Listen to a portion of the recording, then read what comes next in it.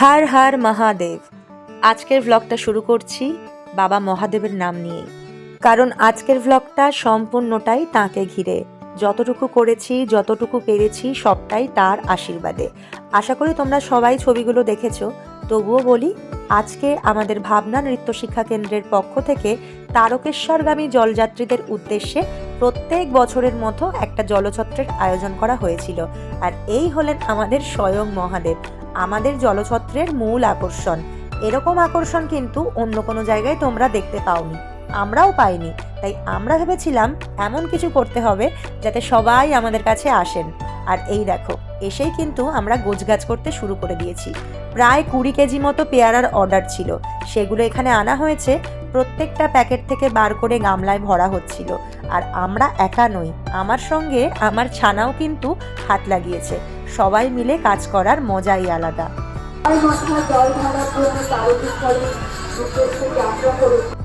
আর এই যে আমার মা, এসেই ওনাকে বসিয়ে দিয়েছি মাইকে অ্যানাউন্স করার জন্য, কারণ এই কাজটা কিন্তু উনি ভীষণ ভালো করেন। বহু বছর ধরে এগুলো করতেন, এখন আর এগুলোর সঙ্গে যোগাযোগ নেই। তাই ভাবলাম আজকের গোটা অনুষ্ঠানটা সঞ্চালনা করার দায়িত্ব বরং মাকেই দেওয়া হোক। এদিকে শিব ঠাকুরের পাশে আমার ছোট্ট মহাদেবও কিন্তু বসে রয়েছেন। তখন সবে সন্ধে 5:30-6টা নাগাদ আমরা ওখানে গিয়ে পৌঁছালাম। আর বৈদ্যবাটি চৌমাথার একদম মুখটাতেই আমরা আমাদের অনুষ্ঠানটা করেছিলাম। দেখো কত কত লজেন্সের প্যাকেট ছিল। এটাই সবে শুরু, আরও অনেক কিছু ছিল আমাদের তালিকায়। আস্তে আস্তে সমস্ত কিছু দেখাচ্ছি। অনেক মানুষ আমাদেরকে অনেকভাবে সাহায্য করেছেন, তাদের সকলকে এই ব্লগের মাধ্যমে অনেক ধন্যবাদ জানাই। সমস্ত জিনিসপত্র থরে থরে টেবিলে সাজিয়ে রাখা হচ্ছে।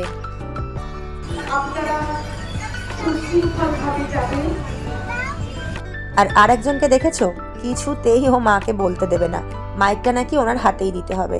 যাই হোক, আমাদের জিনিসপত্র সাজানো হয়ে গেছে আর মহাদেব একেবারে সামনে এসে বসে সকলকে আশীর্বাদের হাত বাড়িয়ে দিয়েছেন। এটা কিন্তু সত্যি ইউনিক ছিল। আর এই দেখো, এক থালা ভর্তি লাড্ডু, পেয়ারা, আরও কত কি। আরেকটা ইউনিক ব্যাপার দেখাই, আমরা কিন্তু সবাইকে এরকম তিলক পরিয়ে দিচ্ছিলাম। তাই শুরুটা আমাদের মেম্বারদের দিয়েই করা হোক। আমাদের এই যে ছোট্ট সদস্য আমাদের ন্যানো, আর তারপরে ওনার ভাই। দিদিকে পরিয়ে দিয়েছি আর ভাইকে পড়াবো না, সেটা তো হতেই পারে না। আমরা কিন্তু এরকম তিলকের ব্যবস্থা রেখেছিলাম প্রত্যেকের জন্য।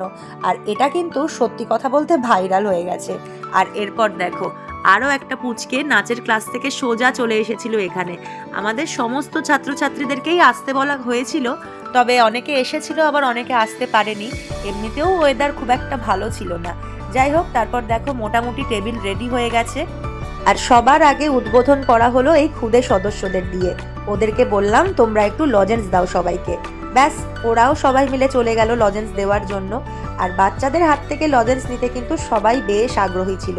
তারপর এই যে আমার একমাত্র একলতি দেওর, ওকেও একটুখানি তিলক পরিয়ে দিলাম। এই কাজটার দায়িত্বে মেনলি আমিই ছিলাম, তাই তোমরা পুরো ভ্লগে বেশিরভাগ সময় আমাকে দেখতে পাবে আমি সবাইকে তিলক পরাচ্ছি। আর এই দেখো, ভাবনার ছোট ছোট ছানারা সবাই কিন্তু নাচের ক্লাস থেকে সোজা চলে এসেছে আমাদের অনুষ্ঠানে, কেউ বাদ যায়নি। এত যে ভালো লাগছিল, ওদের এই আগ্রহটা, ওদের এই ভালোবাসাটা আমাদের মনকে ভরিয়ে তোলে, আরও অনেক বেশি উৎসাহ দেয়। এই আমাদের অলিবুড়ি আর লক্ষ্মীদি, আর আমাদের ভাবনার মেন মানুষ, যাকে একটু তিলক না পরালে হয়, সকাল থেকে অনেক ব্যস্ত ছিল। তারপর মাকেও একটু কপালে তিলক পরিয়ে দিলাম। এরপর সোজা চলে গেলাম তিলকের বাটি নিয়ে যারা জলযাত্রী যাচ্ছে তাদেরকে পড়ানোর জন্য। আর দেখো কীরকমভাবে ভিড়টা আস্তে আস্তে বাড়ছে। যত সন্ধে হয় ভিড় কিন্তু ততই বাড়তে থাকে। তবে যেহেতু আজকে শ্রাবণ মাসের সম্ভবত শেষ শনিবার, সেই কারণে ভিড়টা কিন্তু তুলনামূলক কম ছিল। গত শনিবার যে হারে ভিড় ছিল, আজকে কিন্তু সেরকম ভিড় খুব একটা ছিল না। এই দেখো, বাপির প্রিয় বন্ধু সঞ্জীবের সঙ্গে দেখা হলো, ওকেও জোর করে তিলক পরিয়ে দিয়েছি। আর রাজু চলে এসেছে একদম এক থালা লাড্ডু নিয়ে। সমস্ত যাত্রীদেরকে একে একে করে লাড্ডু এখানে দেওয়া হচ্ছে। আর লাড্ডুগুলো কিন্তু আমাদের শেওড়াফুলির একটা লাড্ডু কারখানা থেকে নেওয়া হয়েছিল, খুবই স্বাদ সেগুলোর। তারপর আবার এখানে দাঁড়ালাম সবাইকে তিলক পরানোর জন্য। আর ছানাটাকে দেখো, ও নাকি সবাইকে লজেন্স দেবে। এদিকেও লজেন্স দিচ্ছে, আর দিদি দেখো কিরকম গেঞ্জিটা ধরে দাঁড়িয়ে রয়েছে, পাছে ভাই না দৌড়ে পালিয়ে যায়। তারপর একে একে আরও ভিড় বাড়তে থাকলো। আমি তো সেই তিলকের বাটি নিয়েই দাঁড়িয়ে রইলাম, কারণ এই কাজটা করতে আমার ভীষণই ভালো লাগছিল। কিন্তু তারপর দেখছি এত ভিড় হয়ে গেছে, আমি পরিয়ে পারছিলাম না, মানে পরপর লাইন পড়ে গিয়েছিল। যাই হোক, বেশ ভালো লাগছিল, মানুষ যে এতটা আনন্দ পেয়েছে। আর আমাদের অনুষ্ঠানে এত এত মানুষ এসেছিলেন, এত স্টুডেন্ট, গার্জিয়ান সবাই মিলে হাতে হাত মিলিয়ে আমাদের সঙ্গে পাশে দাঁড়িয়েছিলেন, তাদেরকে অনেক অনেক ধন্যবাদ জানাই। সত্যি ওদের জন্য কিন্তু আমাদের মনের জোরটা অনেকটা বেড়ে যায়। এতক্ষণ পর বিপাশা রানী চলে এসেছেন আর আমি আমার দায়িত্ব ওকে বহন করতে দিয়ে দিয়েছি। অনেকক্ষণ হয়েছে আমি তিলক পরিয়েছি, এবার একটু তুই পড়া। আর এখানে দেখো শিব ঠাকুর একেবারে রাস্তায় চলে এসেছে, সকলকে আশীর্বাদ করছে। সবাই যে শিব ঠাকুরকে দেখে কি খুশি হচ্ছে সেটা কিন্তু তোমরা সবার মুখটা দেখলেই বুঝতে পারবে। তারপর এখানে সমস্ত গার্জিয়ানরা ছিল, বাচ্চারা ছিল, ওরাও কিন্তু ভীষণ মজা করেছে। আর এরকমভাবে সকলকে লজেন্স দেওয়া, বিস্কুট দেওয়া, এটা যে কত বড় একটা আনন্দের কাজ আমাদের কাছে। প্রত্যেক বছর এই দিনটার জন্য আমরা অপেক্ষা করি। অনেকক্ষণ ধরে আমি সকলকে জিনিসপত্র দিতে দিতে হাঁপিয়ে গেছিলাম, তখন একটু ফোনটা হাতে নিলাম। আর দেখো বাচ্চাগুলো কিছুতেই বসছে না, ওদের নাকি পায়ে ব্যথা হচ্ছে না। সেই যে কখন থেকে দাঁড়িয়ে রয়েছে, সে দাঁড়িয়েই রয়েছে। ওরা কখন কতগুলো লজেন্স কাকে দেবে সেগুলোই ভাবছিল। আবার ভিড়টা আস্তে আস্তে বাড়তে শুরু করলো। এদিকে একের পর এক লাড্ডুর প্লেট খালি হচ্ছে আর প্লেট ভরে সকলকে দেওয়া হচ্ছে। তারপর ইনি একটু বসে বসে চিপস খাওয়ার পর আবার আসলেন লজেন্স দিতে। ভয়ও লাগে, লজেন্স দিতে দিতে কত যে নিজেই এগিয়ে যাচ্ছিল, কিছুতেই ওকে ধরে রাখা যাচ্ছিল না।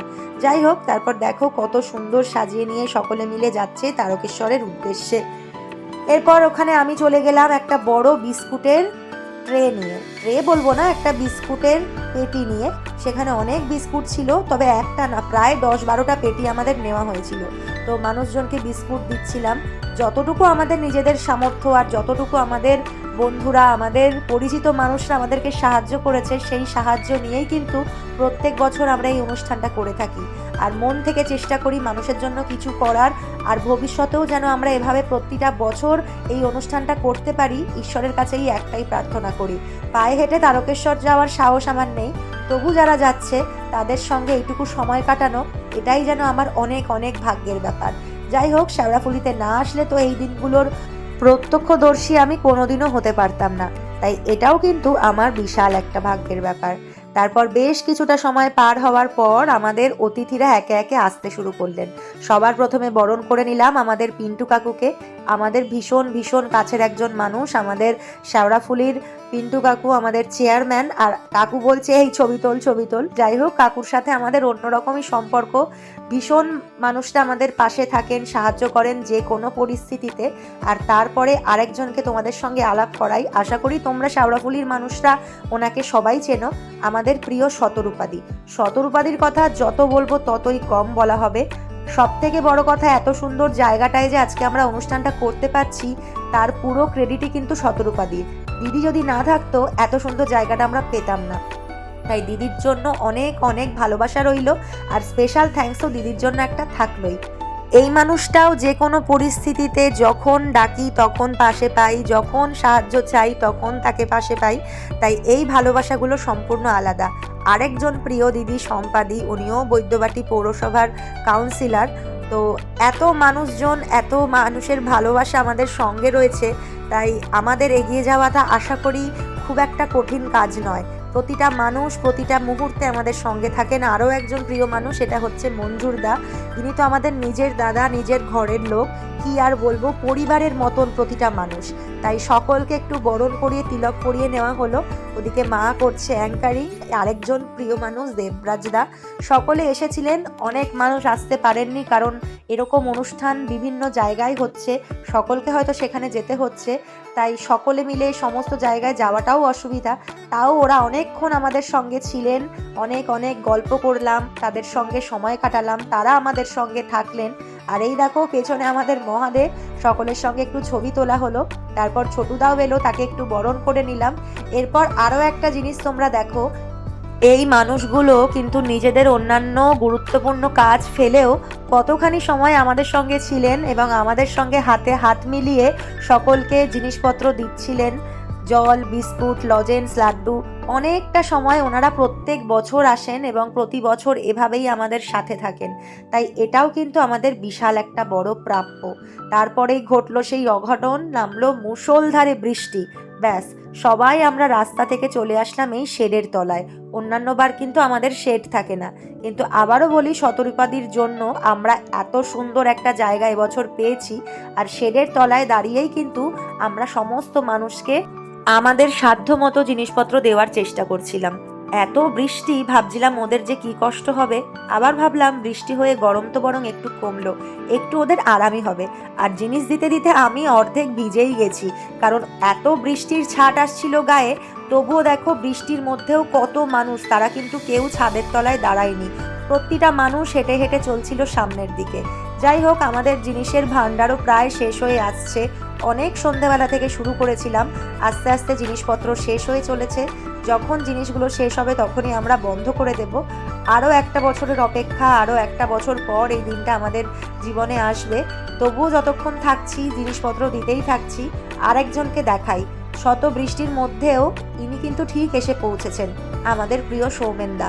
প্রতি বছর যাই হয়ে যাক না কেন, আজকের দিনে উনি ঠিক আসেন, কিন্তু এত বৃষ্টিতে অনেকক্ষণ অনেকটা দূরে দাঁড়িয়ে থাকতে হয়েছিল। তারপর আসলেন, এসে আমাদের সঙ্গে আবার হাতে হাত লাগিয়ে কাজ করতেও শুরু করে দিলেন। ব্যাস আমি তো আর পারছি না, শাড়ি প্রায় ভিজে গেছে নিচ পর্যন্ত, আর হাঁপিয়েও গেছি। এবার একটু বসি, প্রায় 4 ঘন্টা 5 ঘন্টা এক নাগারে দাঁড়িয়ে রয়েছি, শরীর আর দিচ্ছে না। অফিস থেকে এসেও একটুও রেস্ট পাইনি। যাই হোক, কালকে রবিবার, ছুটির দিন, তো এখন জিনিসপত্র গোছানো চলছে, জায়গাটাও পরিষ্কার করে দিয়ে আসতে হবে, কারণ আমরা ব্যবহার করেছি, পরিষ্কার করার দায়িত্বও কিন্তু আমাদের। তাই এখন সবাই প্রায় চলে গেছে, জিনিসপত্রগুলো গোছগাছ করছে। এখানে সবাই মিলে বসে একটু রেস্ট নিচ্ছি। বৃষ্টি অনেকটাই কমে গেছে আর আমাদের জিনিসপত্রও ফুরিয়ে গেছে। সবাই মিলে একসঙ্গে হাতে হাত মিলিয়ে অসাধারণ অনবদ্য একটা সন্ধ্যা কাটালাম। আশা করি সামনের বছর এভাবে থাকতে পারবো সবাই একসঙ্গে। এদিকে 2 ভাই বোনের ভীষণ খিদে পেয়ে গেছে, তাই পাশের একটা দোকান থেকে ছোটো মা ওনাদের চাউমিন এনে দিয়েছেন, তো সেটাই এখন ওরা বসে বসে খাচ্ছে।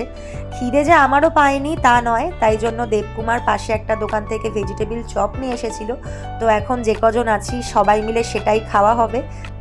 রাতও অনেক হয়েছে, বৃষ্টিও থেমে গেছে, এবার বাড়ি যেতে হবে, কারণ সমস্ত জিনিসপত্র গোছানোও শেষ হয়ে গেছে। তো সারাটা দিন ভীষণ ভীষণ ভালো কাটলো, ভীষণ ভালো মুহূর্ত কাটালাম একসঙ্গে সবাই। ব্লগটা তোমাদের সঙ্গে শেয়ার করলাম, তোমাদের কেমন লাগলো জানাতে ভুলো না। সবাই খুব ভালো থেকো, সুস্থ থেকো, সাবধানে থেকো। আজকের মতো টাটা।